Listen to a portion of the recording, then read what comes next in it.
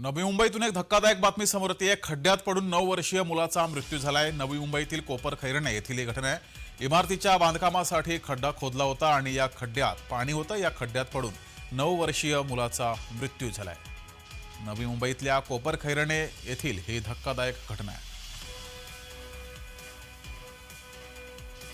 9 वर्षाचा हा मुलगा आहे, परंतु ह्या नागरिकांच्या वतीने ह्या नागरिकांचं हे सगळ्यांचं म्हणणं आहे की अशा खरोखर ही एक हत्याच आहे। त्यांनी जर तिथं शेपटी बाळगली असती तर आज हा मृत्यू मुलाचा झाला नसता। म्हणून मी नागरिकांतर्फे पोलीस स्टेशनला विनंती करेन की त्याच्यावर FIR हा नोंद झाला पाहिजे आणि मर्डरचा त्या ठिकाणी गुन्हा दाखल झाला पाहिजे। इथं एवढा मोठा खड्डा, डोक्या एवढा उंच, तिथं वाचण्यात नाही ना, तिथं गेट लावलेला नाही ना, काय नाही। आज आमचा एक मुलगा तिथं गमला तर दुसरा बी गमल।